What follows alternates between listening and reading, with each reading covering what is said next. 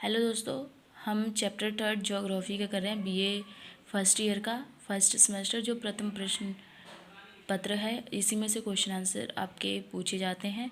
और इसका third chapter है पृथ्वी की आयु एवं भूवैज्ञानिक समय सारणी, जिसके पृथ्वी की आयु के बारे में हमने पिछले वीडियो में आपको बता दिया था। आप हमारे चैनल पे जाके देख सकते हैं वीडियो, नहीं तो आपको ये जो इस वीडियो का डिस्क्रिप्शन बॉक्स में आपको लिंक मिल जाएगा, आप वहाँ से जाके देख लीजिएगा।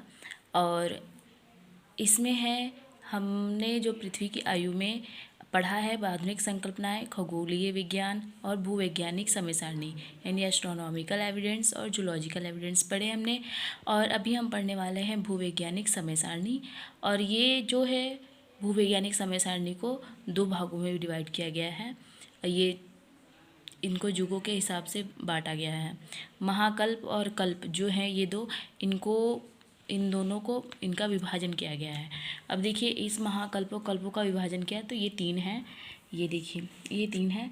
काइप्टोजोइक महाकल्प अजैव, इसमें थोड़ा हा की मात्रा का थोड़ा मेरे से गलती हो गई थी। और ये जो है दो हैं, प्रोटेरोजोइक कल्प और एकोजोइक कल्प या आर्यकन कल्प। ये देखिए इसमें इसकी आयु बताई गई थी 150 वर्ष। इसकी आयु 150 करोड़ वर्ष बताई गई। और बताया इसी के आधार पर आगा गया कि जो महासागर है कितने करोड़ वर्ष पुराना है। तो चलिए आज हम चर्चा करते हैं आर्केजोइक कल्प या आर्केन कल्प के बारे में।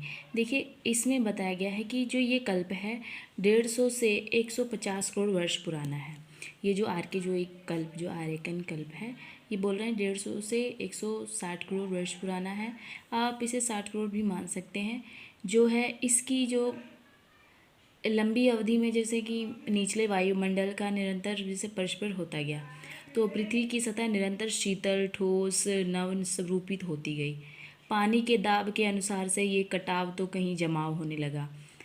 इस वाले आर्केजोइक कल्प की बात कर रहे हैं कि इसमें जैसे जैसे वायुमंडल में निरंतर दाब हुआ, शीतल ठोस निरूपित हुए, पानी का दाब के अनुसार वो कटाव हुआ, फिर जमाव हुआ, तभी से अवसादी चट्टानें भी बनने लगी।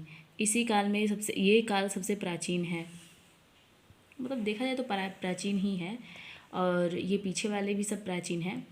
और पृथ्वी की कहीं कहीं कहा जाता है कि और जो ये उत्तरी अपलेशियन है, ब्रिटेन है, अरावली है, अंगारालैंड जो है, गोंडवाना लैंड है, ये सब जो है कहते हैं कि अवशिष्ट मोड़ों के एवं उनकी अवशिष्ट संरचना को आप देख सकते हैं कि कितना पुराना है, वहाँ से आप पता लगा सकते हैं। पृथ्वी पर कहीं कहीं पहली बार हजारों की फीट मोटी अवसादी चट्टानें आपको मिलेंगी। ज्वालामुखी क्रिया, दबाव के कारण नीस, ईस्ट, माइक्सिस्ट, इक्लोजोइट, ये सब आपको देखने को ऐसे कायांतरिक चट्टानें ठंडे धरातल पर ग्रेनाइट, गेब्रो, डायोराइट जैसी चीज़ें आपको देखने को मिल सकती हैं। इसे जैसे कि पूर्व में कैम्ब्रियन कल्प भी कहा जाता है इसी को। अब देखिए ऐसा है कि पृथ्वी पर पेंजिया नामक विशाल व संयुक्त महाद्वीप इस प्राचीन काल का ही है। जो पेंजिया जो है ना वो इसी काल का है। पृथ्वी पर तब अस्थिरता अधिक रहने से ज्वालामुखी, भूकंप, विविध रूपी बाल्निक, स्थैनिक, लंबवत संचलन की क्रियाएं इस समय अधिक क्रियाशील रही। इसी से पृथ्वी तल पर असंतुलन एवं धरातलीय विविधता का विकास हुआ। परंतु इस समय तक किसी प्रकार के जीवन का विकास नहीं हुआ था, इसका कहीं प्रमाण नहीं मिलता है। फिर भी पुराजीव पुराण जो शास्त्रीय हैं का विश्वास है कि इस समय तक महासागर में जैव रसायनों का निरंतर निर्माण होने लगा। जो जैव रसायन हैं, जो महासागरों में जैव रसायन है, इसके अंतर मतलब निर्माण ऐसे हमारे जो प्राण शास्त्री जो हैं वे ऐसा कहते हैं कि इस समय ही जो है जैव रसायनों का निरंतर निर्माण होता रहा, उसी टाइम से शुरू हो गया निर्माण होना। देखिए जैसे कि आपने इसमें पढ़ा है कि ये 150 साल पुराना है। और इसमें आपने जाना है कि ये 150 से 160 करोड़ वर्ष पुराना है, ये 150 करोड़ वर्ष पुराना है। ये भी सेम वैसा ही है, 160, 150, 160, ये भी दोनों सेम ही है, आसपास के ही हैं। कहते हैं कि पहले ये आया फिर जाके ही आर्केजोइक कल्प आया। क्योंकि इसमें महासागर का निर्माण हो रहा है। इसमें कह रहे हैं कि महासागर में कुछ जैव रसायनों का निरंतर विकास होता गया। कैसे कैसे पृथ्वी देखिए अब धीरे धीरे कैसे कैसे जीवन संभव होगा इस पृथ्वी पे, पहले क्या था फिर क्या हो रहा है, कैसे क्या होगा। अब देखिए अब इसमें इतना आपने समझ लिया। अब चलिए हम समझते हैं क्राइटोस जून महाकल्प। चलिए थोड़ा सा जून महाकल्प के बारे में पढ़ लेते हैं। आपको थोड़ा बता दें कि एक क्राइटोस जून महाकल्प है क्या। अब देखिए इसमें कह रहे हैं कि इस महाकल्प की दृष्टि से प्रथम महाकाव्य क्राइप्टोजोइक से छोटा है। जो क्राइप्टोजोइक है इससे छोटा है, इससे कह रहे हैं कि ये छोटा है, इसका जो जून है वो छोटा है। अब और इस कहते हैं कि इसमें इसका जो है निर्माण मतलब कि ये इसका जो स्टार्टिंग जो है वो है 35 करोड़ वर्ष का है। अब कह रहे हैं कि इसमें जैव विकास, पृथ्वी के धरातल व विविधता एवं अन्य कारणों से इसका विशेष महत्व रहा है। मतलब कि ये जो है 35 करोड़ वर्ष पुराना है और इसमें जैव विकास, पृथ्वी धरातल पर जो विविधता है, कई चीज़ें आपको देखने को मिल सकती हैं। अब ये जो है क्राइटोस जून महाकल्प ये 2 भागों में डिवाइड है। पूर्व पैलियोजोइक कल्प, पूर्व पुराजीव कल्प। सेकंड है उत्तर पैलियोजोइक कल्प। चलिए हम फर्स्ट पढ़ लेते हैं सबसे पहले। अब देखिए इसमें भी 3 युग में डिफाइन किया हुआ है, जैसे कैम्ब्रियन, ऑर्डोविशियन, सिलूरियन हो गया, पूर्व या पूर्वार्ध कल्प, ये 3 हैं। और भी हैं डेवनोनियन, कार्बोनिफेरस, पर्मियन, ये सब जो हैं इनको ही जैसे कि 6 भागों में डिवाइड किया गया है। इनके 3 मतलब इनके युग हैं कि कौन कौन से युग आए। चलिए हम पढ़ते हैं पूर्व पैलियोजोइक कल्प, पूर्व पुराजीव कल्प।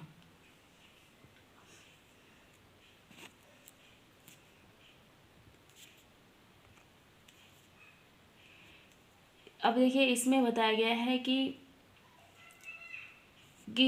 कैम्ब्रियन युग की आयु 8 करोड़ वर्ष मानी गई है।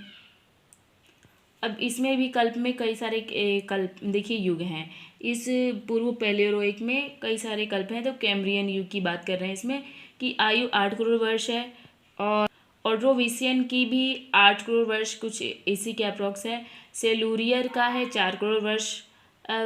इसी काल में प्रारंभ में कहते हैं कि सागर एवं बाद में भूतल पर बिना रीढ़ की हड्डी वाले जीवों का और अन्य प्रकार की हड्डी वाले जीवों और अनेक प्रकार की बिना पत्तों से प्रार वाली वनस्पति का विकास हुआ। कह रहे हैं कि इसमें बिना रीढ़ की, सबसे पहले बिना रीढ़ की हड्डी वाले जीव आए और बिना पत्तों वाली वनस्पति आई। फिर क्लोरोफिल निर्माण होने एवं सेचन क्रिया का विकास होने तथा ऑक्सीजन वाली वनस्पति का विकास हुआ। बढ़ने से धीरे धीरे वनस्पति एवं जीवों में सागर, धरातल, रीता आती गई। इनके बढ़ने से कह रहे हैं समुद्रों का विस्तार, सागर बढ़ने से धीरे धीरे तट और होने एवं छिछले सागरों में अवसादों के भारी मात्रा में जमाव बढ़ने लग गया। आप जैसे कि देखिए इसमें ये जब जमाव बढ़ने लग गया तो इसमें जैसे कि अवसादी शैली मिली आपको, जैसे चूने का पत्थर, बलुआ पत्थर आदि कह सकते हैं। रीढ़ की हड्डी वाले जीव पहले सागरों में विकसित हुए, बाद में भूमि पर है। बस इतना आप जान लीजिए कि इसमें जो है ना कि 4 करोड़ ये जो है कि इसमें सबसे इसमें 3 युग हैं आपके, कैम्ब्रियन युग, ऑर्डोविशियन युग और है सिल्यूरियन युग। अब इसमें कह रहे हैं बिना रीढ़ की हड्डी वाले जीव आए, पहले पानी में थे फिर धरती पर आए, अब फिर उनकी में धीरे धीरे हड्डियों का विकास होगा उत्तर पैलियोजोइक कल्प में। और इसी में ही है बिना पत्तियों वाले हमारे पेड़ पौधे आए। तो चलिए हम सेकंड पढ़ते हैं उत्तर पैलियोजोइक कल्प। अब इसमें बताया गया है कि इसमें भी युग हैं डेवोनियस एवं कार्बोनिफेरस युग आए और ये 4 से 5 करोड़ वर्ष मानी जाती है। ये दोनों ही युग जो धरातल निर्माण, वनस्पति, जैव विकास की दृष्टि से विशेष महत्वपूर्ण है। सिल्यूरियन एवं डेवोनियन युग में कैलेडोनियन युग में पर्वतों का निर्माण हुआ। अब देखिए इसमें देखिए पर्वतों का निर्माण हो रहा है, धीरे धीरे ध्यान दीजिएगा। अब इसमें पर्वतों का निर्माण हुआ, फिर इसमें फिर धीरे धीरे जो है पर्वतीय हलचल भी हुए। डेवोनियन युग में महासागर में बड़ी डेवोन एवं अन्य मछलियां विकसित हुई। अब महासागरों में देखिए मछलियां आने लग गई धीरे धीरे। अब इसी समय स्थल जलचरी जीवों का विकास हुआ। इसी समय रेंगने वाले कुछ सांप, मगर जैसे, मगर मतलब मगरमच्छ जैसे जीव भी बने। कार्बोनिफेरस युग, कोयला का युग भी विख्यात है। इसी युग में पेंजिया महाद्वीप का विषुवत रेखा एवं आर्द्र उष्णकटिबंधीय देश प्रदेश भी वर्तमान में अधिकांश 40 डिग्री से 65 डिग्री के अक्षांशों के मध्य का जो है वो कोयला प्रदेश है। मतलब देखिए ना कैसे कैसे पृथ्वी का हमारा जीव कैसे आ रहे हैं पृथ्वी पे। अब ये बता रहे हैं मतलब कि आप पृथ्वी की आयु की गणना लगाइए तो देखिए कि हम कौन है। लास्ट में हम देखते हैं कि हम कौन है। अब देखिए, अब हम पढ़ते हैं फेनरोजोइक महाकल्प। अब ये भी देखिए दो है, मेसोजोइक कल्प और कैनोजोइक कल्प। टर्शियरी या तृतीय नियोजोइक, ये जो कैनोजोइक कल्प है दो भागों में डिवाइड है। तो चलिए हम थोड़ा सा कैनरोजोइक कल्प महाकल्प के बारे में जान लेते हैं थोड़ा सा। अब देखिए कहते हैं कि इसमें जो है विकसित जीवों का महाकल्प भी कहते हैं, क्योंकि इसमें काफ़ी सारे, अब देखिए डेवलप हो रही है ना, तो इसे धीरे धीरे यहाँ पे तो काफ़ी जीव होंगे ही, तो इसीलिए जीवों का कल्प भी कहा जाता है। भूमि या जल में इस समय सबसे विशाल व स्तनपोषी जीव विकसित हुए। इसी समय स्तनपोषी। इस महाकल्प में उत्तरार्ध में नूतन कल्प में भी मानव का आविर्भाव हुआ। इसी महाकल्प में पेंजिया के टूटने का बिखरने से महाद्वीप एवं महासागरों का वर्तमान, मतलब सुना है ना आपने, पेंजिया से फिर गोंडवाना लैंड, अंगारा लैंड बना, ऐसे वही इसी इसी में बता रहे हैं कि ऐसा हुआ था, यहीं पे हलचल हुई ऐसा वाला। महाद्वीप महासागरों का वर्तमान स्वरूप एवं बार फिर गगनचुंबी पर्वतों का निर्माण शुरू हुआ। फिर पृथ्वी पर पुनः हिमयुग आया, ऐसा बता रहे हैं। गगनचुंबी मतलब बहुत बहुत पर्वत भी यहाँ पे बने। अब चलिए थोड़ा सा इसके बारे में जान लेते हैं, मेसोजोइक महाकल्प के बारे में। एरा, इस मध्यवर्ती कल्प, इसे जो है मध्यवर्ती कल्प भी आप कह सकते हैं। अब इसमें देखिए 3 युग हैं, टर्शियन, जुरासिक, क्रिटेशियस युग हैं। ये जो कल्प है लगभग 12 करोड़ वर्ष में विस्तृत माना गया है। टर्शियस युग में छोटे छोटे सभी प्रकार के जीवों का निरंतर विकास होता गया। जो टर्सिक युग में इस समय विशाल स्तनपोषी एवं दांतों वाली भीमकाय चिड़िया का तेजी से साम्राज्य फैलने लगा। इस समय देखिए चिड़िया, मेसोजोइक कल्प में देखिए चिड़िया का तेजी से विकास हो रहा है, स्तनपोषी दांतों वाले जीवों का हो रहा है। फिर वायुमंडल में संगठन में भी परिवर्तन आने लगा। अल्पाइन पर्वत निर्माण से पूर्व की अभिन्नतियों का विकास भी एक समय प्रारंभ हो चुका था, क्योंकि महाद्वीप निरंतर विस्थापित होते जा रहे थे। जुरासिक और क्रिटेशियस युगों में महाद्वीप पर्वत स्थिति से निकट पहुंचने के साथ ही अल्पाइन युग की पर्वत निर्माणकारी घटना प्रारंभ हुआ। इसी समय पृथ्वी के कई भागों में पैठिक लावा दरारों से निकलकर फैलने लग गया। प्रशांत की पट्टी में विशाल पैमाने पर उथल पुथल हुई। संभवतः चंद्रमा पृथ्वी से इन्हीं युगों में पृथक हुआ होगा। कह रहे हैं कि जब ये सब घटनाएं हो रही थी तो कह रहे हैं कि शायद हो सकता है कि इसी में ही पृथ्वी से चंद्रमा अलग हुआ होगा, क्योंकि जो जैसे कि हमारी पृथ्वी सूरज का चक्कर लगा रही है, वैसे चंद्रमा हमारी पृथ्वी का लगा रहा है, यानी वो हमारा उपग्रह है यानी सैटेलाइट है, सेम वही बता रहे हैं। तो कह रहे हैं कि शायद इसी युग में ऐसा हुआ होगा। इस समय पृथ्वी के कई भागों में पैठिक लावा दरार निकलकर फैलने लग गया। प्रशांत की पट्टी विशाल पर उथल पुथल हुई। संभवतः चंद्रमा भी दरारों से निकलकर फैलने लग गया। प्रशांत पट्टी में विशाल पैमानों पर उथल पुथल हुई। इससे भी भूतल असंतुलित बढ़ा। धीरे धीरे प्राणी एवं वनस्पति पृथ्वी से जगत में विविधता एवं बहुरंगीय प्रभाव बुद्धिमान प्राणियों के विकास के लिए आवश्यक पृष्ठभूमि बनने लगी। धीरे धीरे कह रहे हैं कि बुद्धिमान लोग का भी जन्म होने लग गया। मानव के आदि पूर्वज एवं चिंपैंजी वनमानुस आदि इस अंतिम युग के ही माने जाते हैं। कहते हैं कि इसी युग के कह रहे हैं कि जो मानव हैं, वनमानुस हैं, चिंपैंजी हैं, माने जाते हैं। अतः जैव जगत के तंत्र व्यवस्था का विकास होने लगा। इसके अंतिम युग में महाकाय जीव स्थल से कम होने लगे थे, किंतु सागर में हेल, डॉल्फिन, बालरस जैसी विशाल मछलियों का विकास होता जा रहा था। देखिए कुछ खत्म हुए, कुछ नए बने। अब देखिए जब ब्रिटेन, जर्मनी और ये जो एडियाटिक तट के जो चूने, चौक आदि जो आपको देखने को मिलते हैं वो इसी काल के कहे गए हैं। अब देखिए कैनोजोइक कल्प, जो कैनोजोइक कल्प, इसे नवजीव कल्प भी कहा जाता है, अभी इसे ध्यान में रखिएगा। यह जीवों का विकास विविधता का अंतिम महाकल्प माना जाता है। इसमें टर्शरी या नूतन नियोजोइक कल्प आते हैं। अब देखिए, टर्शरी कल्प नियोसीन और एल्यूगोसीन कल्प के बारे में और मायोसीन कल्प के बारे में पढ़ते हैं। इसकी कुल आयु 7 करोड़ वर्ष है। इसके बारे में हम पढ़ रहे हैं। और जो इसके बारे में फर्स्ट वाला टर्शरी या तृतीयक, इसको पढ़ रहे हैं हम लोग। अब इसकी जो आयु है 7 करोड़ वर्ष पूर्व 1 करोड़ वर्ष पूर्व के मध्य मानी जाती है।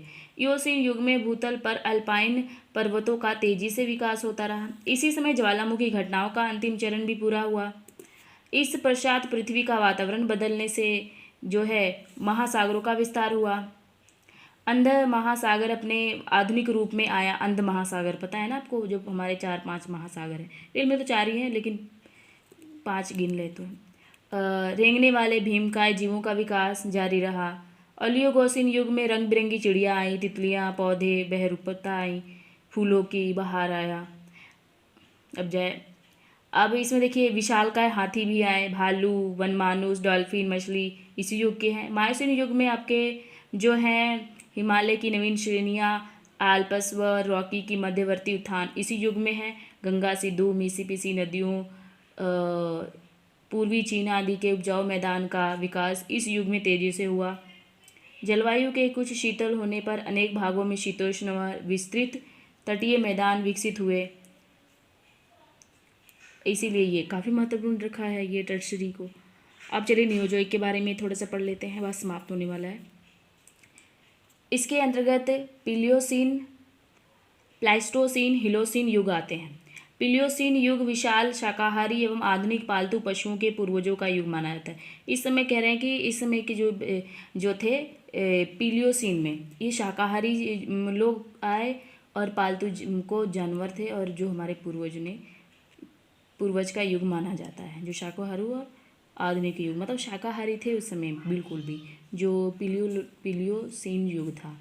समय अल्पाइन पर्वत का स्थानीय रूप में कहीं कहीं अंतिम उत्थान हुआ। इनकी आयु 1 करोड़ वर्ष पूर्व मानी जाती है। एक या एक से अधिक मान सकते हैं। मानव में अंतिम पूर्वज की कही एवं मानव मस्तिष्क तथा उसके चेहरे का विकास प्राय इस समय होने लगा था। चीन का पेकिंग मानव एवं जावा मानव इसी युग का माना जाता है। चीन का जो पेकिंग मानव और जावा मानव है इसी युग का माना जाता है। इसी युग में अनेक नदियों का नवीन मार्ग निश्चित हुआ। इस युग में उत्तरार्ध तक जलवायु पुनः ठंडी होने लगी। पृथ्वी के विशाल भूखंड पर हिम विस्तृत हुआ। अब प्लाइस्टोसीन हिमयुग के बारे में पढ़ते हैं। इसकी जो है 10 से 15 लाख वर्ष पूर्व आरंभ हुई, इसकी आयु मानी जाती है। सागर तल लगभग 10 से 15 लाख वर्ष पहले शुरू हुआ, और इसका जो सागर तल लगभग 60 मीटर नीचे चला गया। जीवों एवं वनस्पति का अधिकतर विकास हुआ, बीच में स्वार्थिक होता रहा। इस महान हिमयुग के बीच बीच में 35 से 30 हजार वर्ष अंतराल आए, जबकि बर्फ का फैलाव आज की जो स्थिति में रहा है। कुछ इसमें हिलोसीन युग में मानव इतिहास का युग माना जाता है। वर्तमान में कई अर्धशुष्क प्रदेश जलवायु आज 8 से 10 हजार वर्ष पूर्व अधिक आर्द्र रही हैं। इसी कारण स्थलों पर प्राचीन सभ्यता का विकास हुआ। तापमान बढ़ने व घटने से उष्ण व ध्रुव प्रदेशों का अनेक भागों में शुष्क प्रदेश व मरुभूमि का विकास भी हुआ। बढ़ने व घटने से उष्ण और ध्रुव प्रदेश अनेक भागों में शुष्क प्रदेश मरुभूमि का भी विकास हुआ। अब कहते हैं जो कि वर्तमान में जो उष्णता बढ़ने से हिमयुग के स्थायी चिन्ह केवल ग्रीनलैंड व अंटार्कटिका महाद्वीप युग की देन है। वर्तमान में उष्ण मानव के विभिन्न प्राथमिक व्यवसायों का विकास इसी काल में माना जाता है।